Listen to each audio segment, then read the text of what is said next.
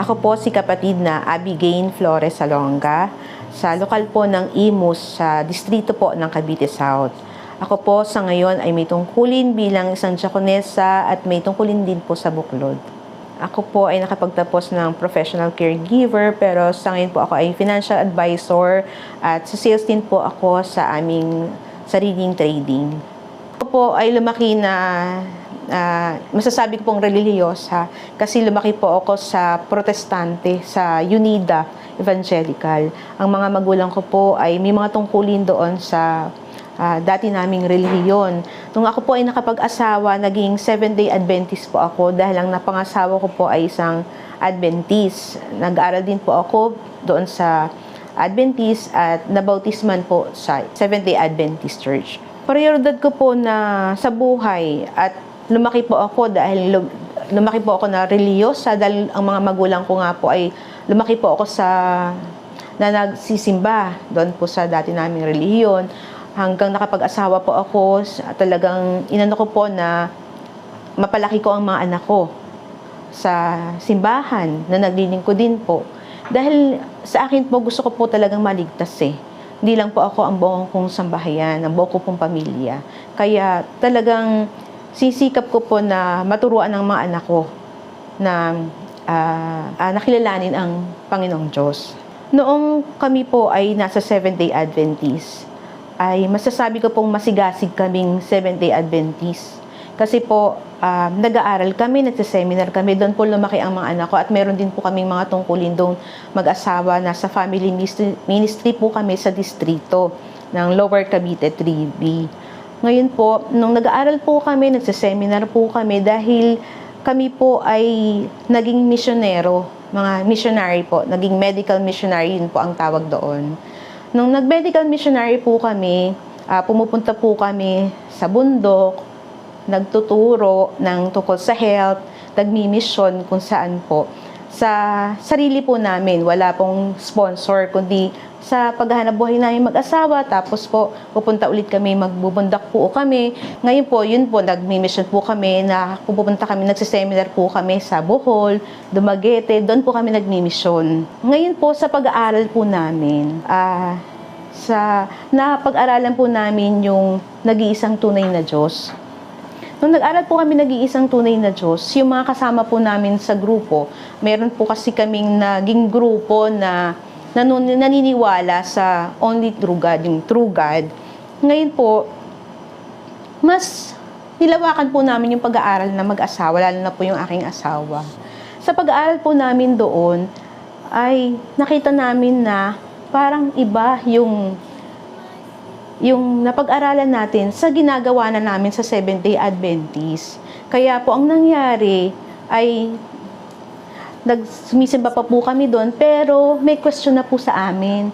Hindi na po kami makakanta dahil meron tong Holy Holy, di ba po, Holy Holy, tapos Blessed Trinity. So hindi na po namin yung makanta kasi iba na po yung nalaman namin na aral na sa pag-aaral po namin.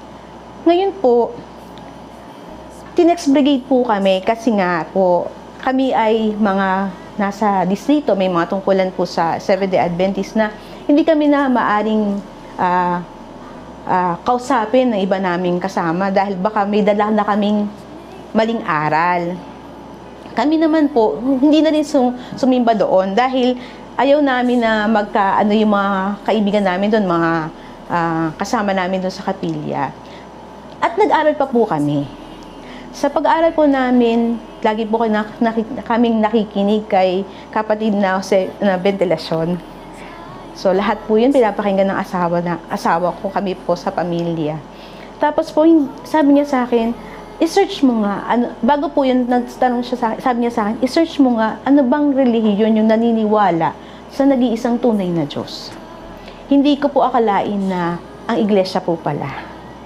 Yun po, nagpatawag po siya, yung asawa ko, ng mga dati niyang inuusig, na gusto niya po mag-aral sa Iglesia ni Cristo.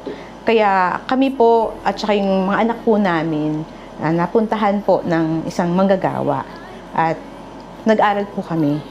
Umpisa pa lang po sa pag-aaral namin. Sabi po nga ng asawa ko, nung binasa ko dun sa online, kung ano ba yung mga pinaniniwala na iglesia, may mga bagay dun na parang, parang hindi ko pa po kasi alam. Sabi ko, may sugo, yung ganun. Hindi ko pa po kasi naintindihan. Sabi niya, huwag mo muna isipin yan. Sabi ng asawa ko, ang importante, nasa kanila yung pinaka-importante. Kasi, syempre po, yung paniniwala sa nag-iisang tunay na Diyos.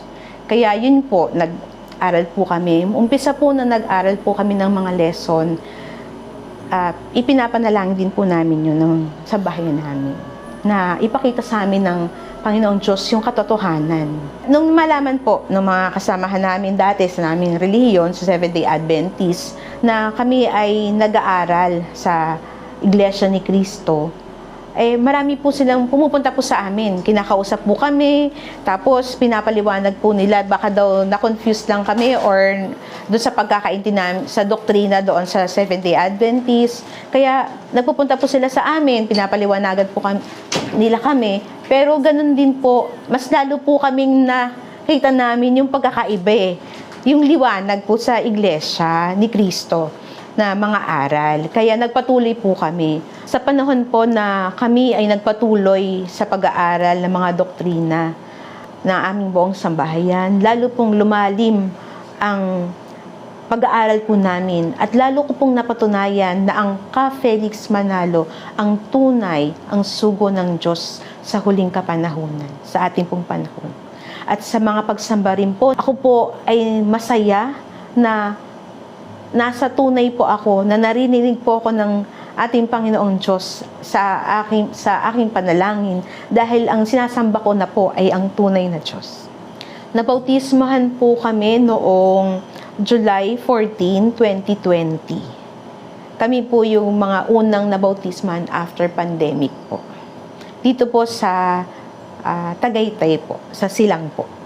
Ipinapangako po sa ating Panginoong Diyos at sa ating Panginoong Hesukristo na lalo po kami magtatapat sa Kanya at lalo po na kami magsisikap na maipahayag pa ang Kanyang mga banal na salita at mas lalo pang marami kaming mga mahal sa buhay, mga kaibigan na maanyayahan sa Iglesia ni Cristo upang makita nila rin at ang katotohanan. At dito po sa iglesia ay nandito po ang tunay na Diyos at tunay na pagsamba. Sa pagtuturo po ng ating kapatid na Ka Eduardo Manalo, ay lalo po namin nakikita ang halaga po ng Iglesia ni Cristo sa ating kapanahunan. Lalo pong